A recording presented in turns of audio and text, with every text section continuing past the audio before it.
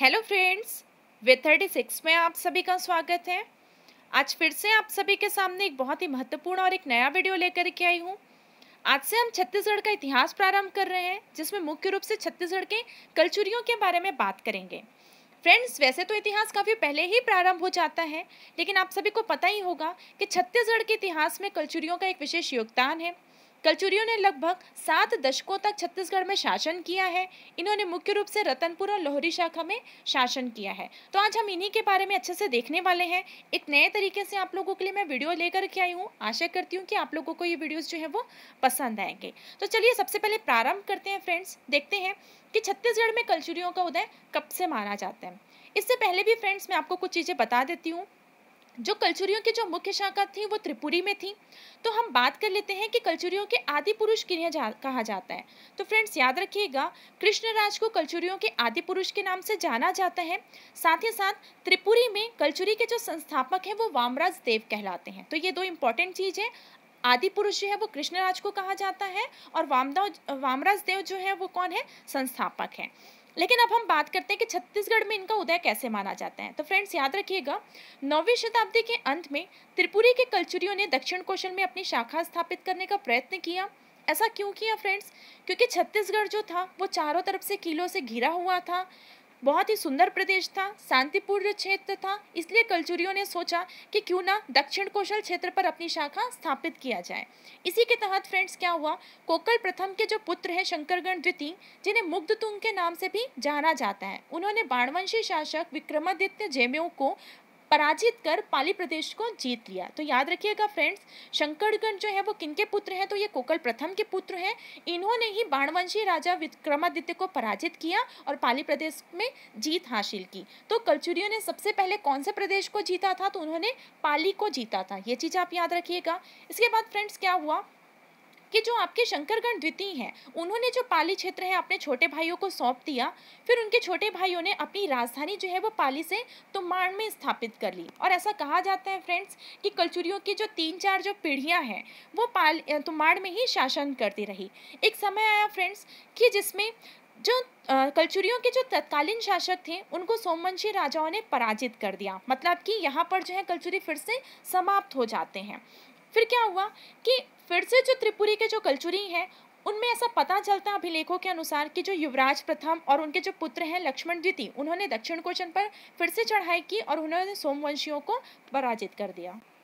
तो फ्रेंड्स यहाँ पर तो ये समझ में आ गया कि फिर से कलचुरियों ने सोमवंशियों को पराजित करके अपनी सत्ता स्थापित करने का प्रयत्न किया। लेकिन आप देख रहे हैं कि कलचुरी आए, फिर से चले गए, अब फिर से आना प्रारंभ कर रहे हैं। लेकिन हमने अभी तक ये नहीं देखा कि अब कलचुरियों का संस्थापक कौन है या कहाँ से उनका शासन चालू होता है। तो चलिए फ्रेंड्स अब बात करते हैं कि छत्तीसगढ़ में कलचुरी के संस्थापक जो है वो कलिंगराज कहलाते हैं। कैसे कहलाते हैं? 1000 ईस्वी के करीब जो फ्रेंड्स त्रिपुरी के जो कोकल द्वितीय हैं, उनके शासनकाल में उनके जो पुत्र थे जिनका नाम था कलिंगराज, उन्होंने ही अपने बाहुबल से दक्षिण कौशल को जीता और अपने पूर्वजों के स्थान को ही अपनी राजधानी बनाई। तो फ्रेंड्स इनके पूर्वजों का स्थान आपने देखा, पहले तो पाली था, पाली के बाद जो है तुमाड़ में इनके पूर्वजों ने कम से कम 2 से 3 वर्षों तक उन्होंने शासन किया। मतलब 2 से 3 उनके वंशज जो है उन्होंने शासन किया। तो फ्रेंड्स अब हम ये मान सकते हैं कि छत्तीसगढ़ में जो कलचुरी के वास्तविक संस्थापक है वो कलिंगराज है। इन्होंने अपनी राजधानी तुमाड़ को बनाई और लगभग फ्रेंड्स इन्होंने 1000 से लेकर के 1020 ईस्वी तक इन्होंने छत्तीसगढ़ में शासन किया। छत्तीसगढ़ में शासन करके अपने क्षेत्र को इन्होंने बहुत अच्छे से फैलाया था। फ्रेंड्स कलिंगराज के जो उत्तराधिकारी हुए उनका नाम था कमलराज। याद रखिएगा कि कलिंगराज के उत्तराधिकारी कौन हुए? कमलराज, जो उनके पुत्र थे। फ्रेंड्स इन्होंने 1020 से 1045 ईस्वी तक इन्होंने तुमाड़ में शासन किया। मतलब इनकी भी राजधानी क्या थी? तुमाड़ थी। साथ ही साथ फ्रेंड्स अगर हम इनकी इंपॉर्टेंस के बारे में बात करें कि इन्होंने क्या किया, तो इन्होंने त्रिपुरी के गांगेय के स्वामित्व को स्वीकारा था। साथ ही साथ गांगेय को इन्होंने उत्कल अभियान में सैन्य सहायता प्रदान की थी। तो बहुत ही महत्वपूर्ण है फ्रेंड्स कि कमलराज ने गांगेय की स्वामित्व को स्वीकारा था, मतलब त्रिपुरी की अधीनता को इन्होंने स्वीकार किया था। साथ ही साथ उत्कल मतलब उड़ीसा क्षेत्र अभियान को जीतने के लिए इन्होंने सैन्य सहायता प्रदान की थी। फ्रेंड्स जब ये उत्कल क्षेत्र को जीत करके जब ये वापस आ रहे थे कमलराज, तो इनके साथ जो है वहां से साहिल नामक एक वीर पुरुष छत्तीसगढ़ या दक्षिण कौशल आया था, इनके साथ इनके क्षेत्र में रहा था, इनके साम्राज्य में रहा था और इनके साम्राज्य का विस्तार ही साहिल ने किया था। तो फ्रेंड्स ये तो रही कमलराज तक की बात। आगे बात करते हैं कि कमल राज के बाद इनके उत्तराधिकारी कौन हुए। तो फ्रेंड्स याद रखिएगा, कमल राज के जो उत्तराधिकारी हुए इनके पुत्र रत्नदेव या इन्हीं को ही रत्नराज प्रथम के नाम से भी जाना जाता है। तो रत्नदेव प्रथम और रत्नराज प्रथम किनके उत्तराधिकारी थे, तो ये कमल राज प्रथम के उत्तराधिकारी थे। फ्रेंड्स इन्होंने 1045 ईस्वी में तुम्बाड़ के सिंहासन पर बैठे। याद रखिएगा, तुम्बाड़ के सिंहासन पर पहले कलिंगराज, फिर कमलराज, फिर उनके उत्तराधिकारी रत्नराज प्रथम जो है वो सिंहासन पर बैठे। फ्रेंड्स बाद में क्या हुआ, 1050 ईस्वी में कुबेरपुर नामक एक प्राचीन गांव था, वहां पर रत्नराज ने अपने ही नाम पर एक नगर बसाया जिसका नाम था रतनपुर और अपनी राजधानी भी स्थापित की। तो फ्रेंड्स याद रखिएगा कि रतनपुर का प्राचीन नाम क्या था, तो कुबेरपुर था। इसके अलावा और भी बहुत सारे प्राचीन नाम है फ्रेंड्स, जैसे कि अगर हम सतयुग में बात करें तो रतनपुर को मणिपुर के नाम से जाना जाता था, त्रेता युग में माणिकपुर के नाम से जाना जाता था और द्वापर युग में हीरापुर के नाम से जाना जाता था। ये कभी आपको मैथ्स की कॉलम में पूछा जा सकता है और सभी किताबों में दिया भी रहता है। इसके बाद फ्रेंड्स क्या हुआ, जैसे ही इन्होंने रतनपुर को अपनी राजधानी बनाई, वहां पर इन्होंने महामाया मंदिर का निर्माण किया। वैसे महामाया मंदिर के निर्माण से संबंधित पूरा इतिहास मैंने आपको अच्छे से बता दिया, जो मैंने रतनपुर के पर्यटन स्थल के बारे में बताया था। यदि आप लोगों ने वो वीडियोस नहीं देखा हो तो आप ऊपर आई बटन प्रेस करके देख सकते हैं। तो चलिए बात करते हैं आगे इन्होंने क्या किया। फ्रेंड्स कोमोमंडल के जो शासक हैं जिनका नाम है वज्जक या वज्जू वर्मा, इन्होंने अपनी पुत्री नोलन्ना का विवाह जो है वो रत्नराज प्रथम से किया। तो फ्रेंड्स याद रखिएगा, जो रत्नराज प्रथम है उनकी पत्नी का नाम नोलन्ना है, इन्होंने विवाह करके अपने साम्राज्य का विस्तार किया। साथ ही साथ फ्रेंड्स अगर हम बात करें इन्होंने और क्या किया, तो इन्होंने 1055 ईस्वी में सोमवंशी शासक उद्योग केसरी जिनका नाम भौगुप्त चतुर्थ भी है, उनको पराजित करके सिरपुर क्षेत्र को कलचुरी साम्राज्य में शामिल किया। तो ये आपसे पूछा जा सकता है कि सबसे पहले सिरपुर क्षेत्र को कलचुरी साम्राज्य में किसने शामिल किया, तो वो थे आपके रत्नदेव प्रथम। इसके पश्चात फ्रेंड्स इन्होंने जब इनका शासनकाल जब फैल गया, इन्होंने चारों तरफ अपना क्षेत्र का विस्तार कर लिया, तो जो रतनपुर के प्रशंसा और वैभव जो है वो चारों दिशाओं में फैल गई। जिसके पश्चात फ्रेंड्स इनके ही शासनकाल में रतनपुर को चतुर्युगीपुरी की संज्ञा दी जाने लगी। तो फ्रेंड्स बहुत ही ज़्यादा महत्वपूर्ण है किनके समय या किनके शासनकाल में रतनपुर को चतुर्युगीपुरी की संज्ञा दी गई, तो वो थे आपके रत्नदेव या रत्नराज प्रथम के शासनकाल में। इसके आगे अगर हम बात करें फ्रेंड्स, तो इनके ही शासनकाल में सर्वाधिक तालाब का निर्माण हुआ और रतनपुर में बहुत सारे तालाब बनवाए गए। इसी वजह से रतनपुर को तालाबों की नगरी के नाम से भी जाना गया। तो फ्रेंड्स याद रखिएगा, सिटी ऑफ टैंक किसे कहा जाता है छत्तीसगढ़ में, तो रतनपुर को कहा जाता है। इसके अलावा अगर हम बात करें फ्रेंड्स, तो इनके उत्तराधिकारी हुए पृथ्वीदेव प्रथम।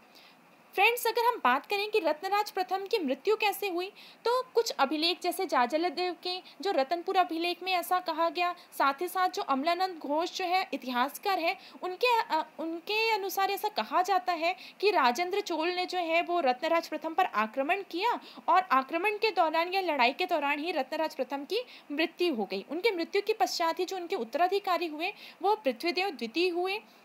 इन्होंने रतनपुर के सिंहासन पर 1065 ईस्वी में बैठे। साथ ही साथ फ्रेंड्स इनके ताम्रपत्रों में इनके बहुत सारे नामों से इनको जाना जाता है, जैसे कि इन्हें महामंडलेश्वर के नाम से जाना जाता है, संविधिकता शेष के नाम से जाना जाता है और पंच महाशब्द के नाम से भी जाना जाता है।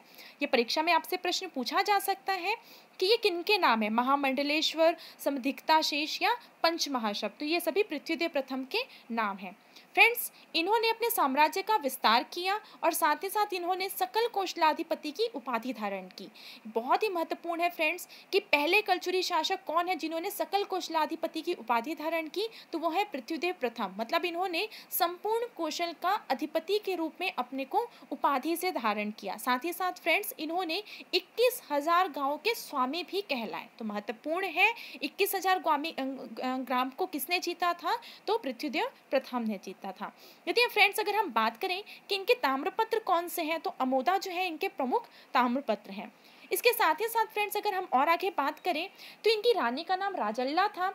फ्रेंड्स इनके दरबार में 2 मंत्री रहते थे, इनकी मंत्रियों का नाम विग्रहराज और सोहरदेव था। तो ये चीज आप याद रखिएगा कि पृथ्वीदेव के मंत्रियों का क्या नाम था, तो विग्रहराज और सोहरदेव। इसके पश्चात फ्रेंड्स इनके सामंत थे जिनका नाम जयदेव और देवसिन्हा था। तो फ्रेंड्स इनके जो सामंत जयदेव थे उन्होंने डांडोरा क्षेत्र और देवसिन्हा ने कोमोमंडल क्षेत्र में विजय प्राप्त की। फ्रेंड्स याद रखिएगा, जो डांडोरा जो है वो सरगुजा का प्राचीन नाम है और पेंड्रा का प्राचीन नाम जो है वो कोमोमंडल। ये दोनों ही क्षेत्र पर विजय प्राप्त किसने की थी, तो पृथ्वीदेव प्रथम ने प्राप्त की थी। तो फ्रेंड्स आप देख सकते हैं कि इन्होंने अपना साम्राज्य जो है अपने पूर्वजों की भांति जो है बहुत ज़्यादा विस्तार किया। साथ ही साथ फ्रेंड्स इन्होंने लाफागढ़ के किले का निर्माण कराया, जिनके 3 द्वार थे। इनके 3 द्वार में से पहला मेनका द्वार, सिंह द्वार और हुंकारा दरवाजा, ये 3 क्या थे, इनके द्वार थे। तो फ्रेंड्स याद रखिएगा, लाफागढ़ के किले का निर्माण किसने कराया, तो पृथ्वीदेव प्रथम ने करवाया। साथ ही साथ फ्रेंड्स इनकी, और अगर हम स्थापत्य कला के बारे में बात करें तो इन्होंने खुद के ही नाम पर पृथ्वीदेवेश्वर मंदिर का निर्माण कराया, अपने पूर्वजों की ही नगरी तुम्बाड़ में। साथ ही साथ इन्होंने रतनपुर में विशाल तालाब का निर्माण कराया और बमकेश्वर मंदिर का भी निर्माण कराया। फिर फ्रेंड्स पृथ्वीदेव प्रथम के बाद उनके उत्तराधिकारी हुए जाजलदेव प्रथम। याद रखिएगा, राजल्ला के ही पुत्र कौन थे, जाजलदेव प्रथम।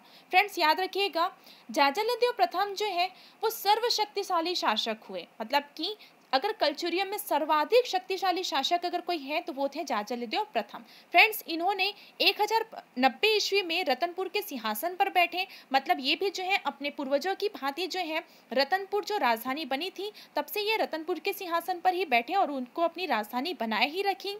फ्रेंड्स जाजलदेव प्रथम ने बहुत सारी उपाधियां धारण की, जैसे इन्होंने गज शार्दूल, महाराजा धीराज और परमेश्वर की उपाधि धारण की। ये भी आपकी परीक्षा में पूछा जाता है।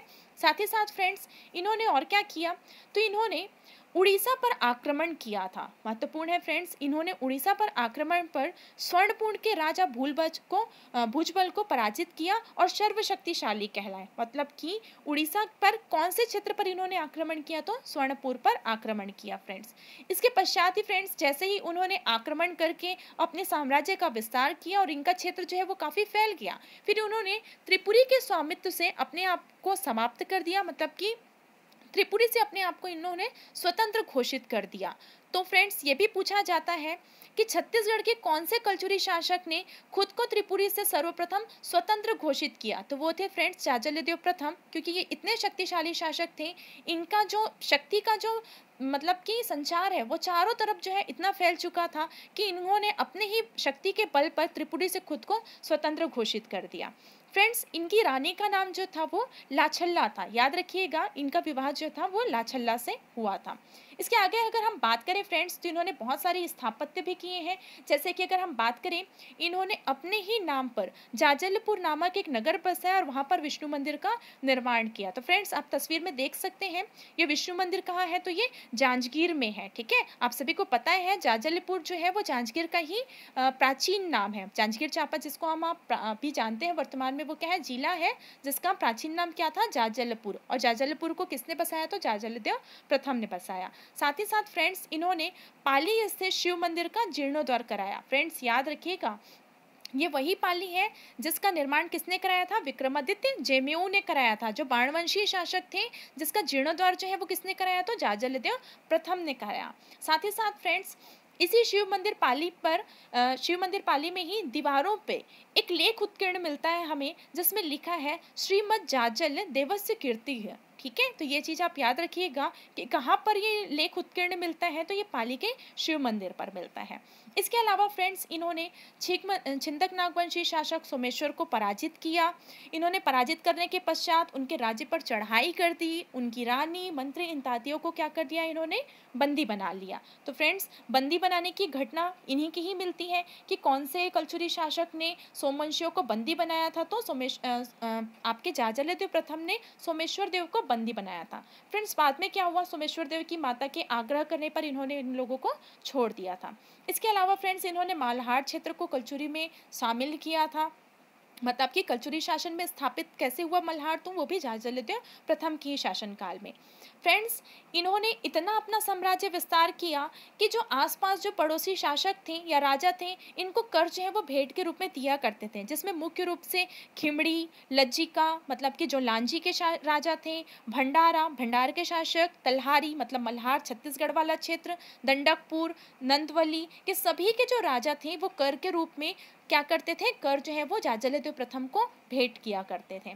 इसके अलावा फ्रेंड्स अगर हम और चीज़ों के बारे में बात करें तो छत्तीसगढ़ में कलचुरी के शासक पहले स्वर्ण सिक्के जारी करने वाले कौन से शासक हुए, तो वो भी जाजलदेव प्रथम ही हुए। इन्होंने छत्तीसगढ़ में सर्वप्रथम स्वर्ण सिक्के जो हैं जारी किए।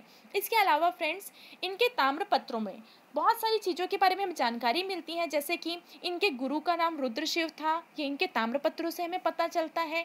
इनके जो संधि विग्रह थे उनको विग्रहराज के नाम से जाना जाता है, और इनके जो मंत्री थे उनको पुरुषोत्तम के नाम से जाना जाता है। ये सभी हमें कहाँ से जानकारी मिली है, तो इनके ताम्रपत्रों से जानकारी मिली है। फ्रेंड्स जब जाजलदेव प्रथम का जब अंतिम समय आया तो ये जो है मकरध्वज नामक एक जोगी के साथ तीर्थ यात्रा पर गए थे, और ऐसा कहा जाता है फ्रेंड्स कि ये तीर्थ यात्रा पर जाने के बाद कभी वापस लौटकर नहीं आए। चलिए आगे बात करते हैं फ्रेंड्स। जाजलदेव के जो उत्तराधिकारी हुए जिनका नाम था रत्नदेव द्वितीय। फ्रेंड्स याद रखिएगा, रत्नदेव द्वितीय जो है इन्होंने 1020 ईस्वी में रतनपुर की गद्दी पर विराजमान हुए, मतलब कि इन्होंने भी अपने पिता की ही राजधानी रतनपुर को अपनी राजधानी बनाए रखी। फ्रेंड्स याद रखिएगा, रत्नदेव द्वितीय को जगत का सिंह कहा जाता है। महत्वपूर्ण है, ये परीक्षा में पूछा नहीं गया है, आने वाले समय में पूछने की संभावना है। किसे जगत का सिंह कहा गया, तो रत्नदेव द्वितीय को कहा गया। फ्रेंड्स इन्होंने कलिंग देश के गंगवंशी शासक अनंतवर्मन चोडगंग को शिवरी नारायण के समीप पराजित किया था। तो बहुत ज़्यादा महत्वपूर्ण है फ्रेंड्स कि इन्होंने किनको पराजित किया था, तो गंगवंशी शासकों को पराजित किया था, और कहाँ पर, शिवरी नारायण के पास में। इसके बाद ही फ्रेंड्स जैसे ही इन्होंने गंगवंशी शासक को पराजित किया, इन्होंने त्रिकलिंगाधिपति की उपाधि धारण की। ये भी बहुत ही ज़्यादा महत्वपूर्ण है कि कौन से कलचुरी शासक ने त्रिकलिंगाधिपति की उपाधि धारण की, तो वो थे आपके रत्नदेव द्वितीय। इसके अलावा फ्रेंड्स इन्होंने मतलब ये जो रत्नदेव है वो 36 विधाओं के ज्ञाता थे या युद्ध में रुचि रखने वाले थे। ऐसा कहा जाता था कि इनके क्षेत्र में या इनके साम्राज्य में सर्वाधिक जो है मतलब विद्वानों का, ज्ञाताओं का जमावड़ा रहता था। ये सर्वाधिक रुचि रखते थे। इन्होंने युद्ध में रुचि की वजह से कई क्षेत्रों पे इन्होंने विजय प्राप्त की थी। इसी वजह से इनको 36 विधाओं के ज्ञाता के नाम से जाना जाता है। साथ ही साथ फ्रेंड्स अगर हम इनके युद्ध विजय के बारे में बात करें तो इन्होंने त्रिपुरी के गयाकर्ण को पराजित किया था, महत्वपूर्ण है। साथ ही साथ फ्रेंड्स इनके जो सामंत हैं उनका नाम वल्लभराज है, ठीक है, याद रखिएगा, सामंत वल्लभराज है। ये हमको अकलतरा अभिलेख से पता चलता है कि आपके रत्नदेव द्वितीय के सामंत कौन है, तो वल्लभराज। फ्रेंड्स अकलतरा अभिलेख के ही अनुसार ऐसा कहा गया है कि इन्होंने गौड़ राजाओं को भी पराजित किया। ये सभी आपको कूट के माध्यम पे दिए जाते हैं, परीक्षा में प्रश्न पूछे गए हैं। तो रत्नराज द्वितीय ने ही, मतलब रत्नदेव द्वितीय ने ही किनको पराजित किया, तो गौड़ राजाओं को पराजित किया। किसके अनुसार, तो अकलतरा अभिलेख के अनुसार। साथ ही साथ फ्रेंड्स इन्होंने भंज राजाओं की राजधानी जो खिज्जिक थी उस पर भी आक्रमण किया था और उन्हें मृत्युलोक पर पहुंचाया था। इसके अलावा फ्रेंड्स अगर हम इनके अभिलेखों के बारे में बात करें तो जैसे आपको पता चली गया होगा, अकलतरा, पावागढ़, शिवरी नारायण और सरखो, ये सभी क्या है, आपके रत्नदेव द्वितीय के अभिलेख हैं। फ्रेंड्स इनके सामंत जो थे वल्लभराज हुए। वल्लभराज के द्वारा बहुत सारी जगहों की स्थापना की गई, जैसे इन्होंने कोटगढ़ में विकर्ण महल की स्थापना की। इन्होंने ही नारायणपुर में रेवंत मंदिर का भी निर्माण कराया। तो ये बहुत ही ज़्यादा महत्वपूर्ण है, वल्लभराज के द्वारा विकर्ण महल और रेवंत मंदिर का निर्माण कराया गया। फ्रेंड्स इसके बाद अगर हम बात करें रत्नदेव द्वितीय के उत्तराधिकारी हुए, उनका नाम था पृथ्वीदेव द्वितीय। पृथ्वीदेव द्वितीय के बारे में बात करें फ्रेंड्स तो ये जो थे रत्नदेव द्वितीय के ज्येष्ठ पुत्र थे। फ्रेंड्स रत्नदेव द्वितीय के 3 पुत्र हुए थे, जिसमें से सबसे ज्येष्ठ पुत्र जो पृथ्वीदेव द्वितीय थे वही जो है वो रतनपुर के सिंहासन पर विराजमान हुए। फ्रेंड्स इन्होंने सर्वाधिक अभिलेख मिलते हैं, याद रखिएगा, कलचुरी शासकों में सर्वाधिक अभिलेख किसके मिलते हैं, तो पृथ्वीदेव द्वितीय के ही मिलते हैं, जिसमें मुख्य रूप से इनके कोटागढ़ अभिलेख, राजिम, विलाईगढ़, कोनी, अमोदा, रतनपुर, पावागढ़, घोटिया, ये सभी क्या है, इनके अभिलेख हैं। फ्रेंड्स लगभग 13 से 14 अभिलेख इनके प्राप्त हुए हैं। मुझे एग्जैक्ट बताने में इसलिए प्रॉब्लम है कि 13 है या 14। एक मानक पुस्तक में इसके अभिलेखों के बारे में 13 के बारे में जानकारी दी गई है और किसी मानक पुस्तक में इनके अभिलेखों को 14 बताया गया है। तो याद रखिएगा कि सर्वाधिक अभिलेख इनके मिले हैं। फ्रेंड्स कोटागढ़ अभिलेख मतलब जो अकलतरा है, वहीं से ही ये पता चलता है अकलतरा अभिलेख से कि इनके जो भाई थे उनका नाम जयसिंह था। तो फ्रेंड्स याद रखिएगा कि पृथ्वीदेव द्वितीय के भाई का क्या नाम था, तो जयसिंह था। ये कोटागढ़ या अकलतरा अभिलेख से हमें पता चलता है।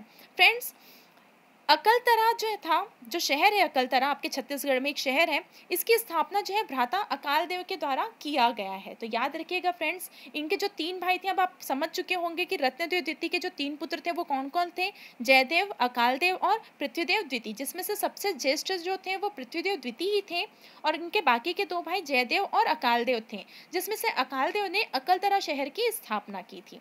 फ्रेंड्स, अगर हम आगे बात करें तो इन्होंने बहुत सारे स्थापत्य भी किए, जैसे कि अगर हम बात करें कलचुरी काल में जो इनका साम्राज्य था वो सर्वाधिक विस्तृत हो गया था, क्योंकि इन्होंने अपना क्षेत्र जीत जीत कर अपने साम्राज्य में शामिल कर लिया था। फ्रेंड्स, अगर हम बात करें कि इन्होंने अपने विजय में कौन कौन से क्षेत्र पर विजय प्राप्त की, तो इन्होंने सहरगढ़, मचका सिहावा, कांदा डोंगर और काकरे, इन सभी क्षेत्रों पर इन्होंने विजय प्राप्त की। फ्रेंड्स, याद रखिएगा, ये काकरे जो है यही आधुनिक आपका कांकेर है, मतलब कांकेर का प्राचीन नाम क्या था, काकरे था। मचका सिहावा मतलब कि धमतरी वाला क्षेत्र, इन सभी क्षेत्रों पर विजय प्राप्त की, इसीलिए इनका साम्राज्य जो था वो सर्वाधिक विस्तृत था।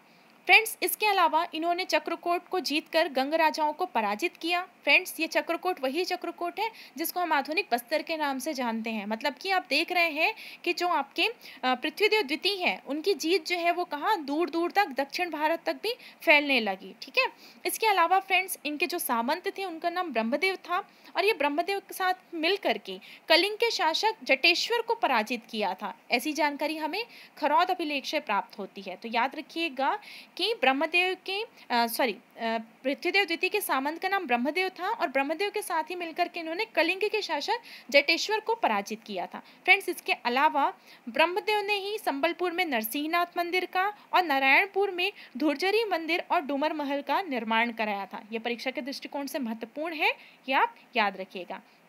इसके अलावा अगर हम बात करें फ्रेंड्स, तो साहिल्य के कुल से ही उत्पन्न जो सेनापति या सामंत थे जिनका नाम था जगपाल देव। फ्रेंड्स, अब आप मुझे ये कमेंट करके बताइएगा कि ये साहिल्य कौन थे, कौन से कलचुरी शासक के साथ जो है ये उत्कल से छत्तीसगढ़ आए थे और उन्हीं के कुल के थे ये जगपाल देव। तो आप मुझे कमेंट करके बताइएगा कि साहिल्य जो है वो कौन से कलचुरी शासक के साथ जो है वो छत्तीसगढ़ आए थे। ठीक है, तो मैंने क्या बताया कि साहिल के कुल से ही जो उत्पन्न इनके जो सेनापति और सामंत थे उनका नाम जगपाल देव था और यही जगपाल देव फ्रेंड्स जो नलवंशी विलास तुंग थे उनके द्वारा स्थापित जो राजीव लोचन मंदिर था उसका जीर्णोद्धार 1045 ईस्वी में कराया था। देखो फ्रेंड्स, निर्माण तो जो था उन्होंने किसने कराया था, तो विलास तुंग ने कराया था जो नलवंशी शासक थे, लेकिन राजीव लोचन मंदिर का जीर्णोद्धार किसने कराया था, तो पृथ्वीदेव द्वितीय के सेनापति या सामंत जगपाल देव ने कराया था। जैसे आपको तस्वीर में दिख सकता है, ऊपर वाली जो तस्वीर है वो क्या है, राजीव लोचन मंदिर की है। फ्रेंड्स, इसके अलावा इनके सामंत जो वल्लभ राज थे उन्होंने रतनपुर में खारक झील का भी निर्माण कराया था। इसके अलावा फ्रेंड्स, पृथ्वीदेव द्वितीय के ही शासनकाल में रतनपुर में गज किले का भी निर्माण जो है वो किया गया था। इसके अलावा अगर हम बात करें तो पृथ्वीदेव द्वितीय के जो उत्तराधिकारी हुए वो जाजल्यदेव द्वितीय हुए। ये भी अपने पूर्वज जाजल्यदेव प्रथम की तरह ये शक्तिशाली तो नहीं थे, लेकिन हाँ, इनकी शक्ति का प्रदर्शन हमें एक बार देखने को मिला। कैसे मिला, तो पृथ्वीदेव द्वितीय के जो छोटे पुत्र थे जिनका नाम जाजल्यदेव द्वितीय था। फ्रेंड्स, पृथ्वीदेव द्वितीय के 2 पुत्र थे, एक थे जगदेव और दूसरे थे जाजल्यदेव द्वितीय। जो जगदेव थे इनके बड़े पुत्र थे, उनके बारे में मैं आपको बाद में जानकारी दूंगी, लेकिन जाजल्यदेव प्रथम जो थे वो पृथ्वीदेव के उत्तराधिकारी हुए। कैसे फ्रेंड्स, ये 1165 ईस्वी पर ये गद्दी पर बैठे। यदि हम इनके अभिलेखों के बारे में बात करें तो अमोदा, मल्हार और शिवरी नारायण ये सभी क्या हैं, आपके जाजल्यदेव द्वितीय के अभिलेख हमें प्राप्त हुए हैं। फ्रेंड्स, इनके बारे में एक विशेषता ये है कि इनके शासनकाल में शिवरी नारायण के समीप त्रिपुरी के जयसिंह ने आक्रमण किया था और इनके जो सामंत थे जिनका नाम था उल्हड़ देव, इनकी सहायता से इन्होंने त्रिपुरी क्षेत्र के जो शासक थे जयसिंह को पराजित करने में विजय प्राप्त की थी। मतलब कि जाजल्य जो द्वितीय का जो विजय अभियान था वो कौन सा था, तो इन्होंने त्रिपुरी के जयसिंह को पराजित किया था। लेकिन फ्रेंड्स, इन्होंने अपने सामंत उल्हड़ देव की सहायता से पराजित किया था, इन्होंने अकेले पराजित नहीं किया था।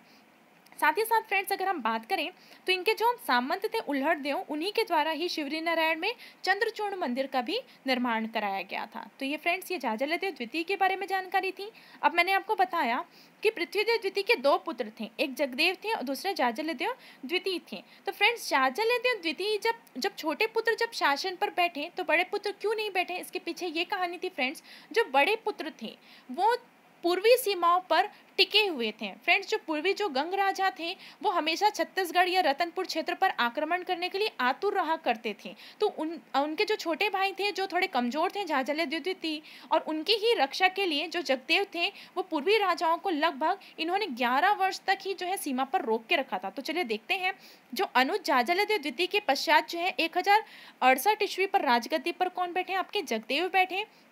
इन्होंने रतनपुर की रक्षा हेतु पूर्वी देश के गंग राजाओं को 11 वर्षों तक सीमा पर रोक रखा था। फ्रेंड्स, ये इनकी बहुत ही महत्वपूर्ण खासियत है कि इन्होंने अपना क्षेत्र जो है वो अपने छोटे भाई को सौंप करके इन्होंने खुद जो है वो सीमा पर अपने क्षेत्र की, अपने रतनपुर की रक्षा की थी। फ्रेंड्स, इनकी रानी का नाम सोमल्ला था और सोमल्ला से ही जो उत्पन्न जो इनके पुत्र थे, मतलब इनके जो उत्तराधिकारी थे, उनका नाम रत्नदेव तृतीय था। तो फ्रेंड्स, जगदेव के बाद जो उनके अगले उत्तराधिकारी और जो शासक हुए उनका नाम था रत्नदेव तृतीय।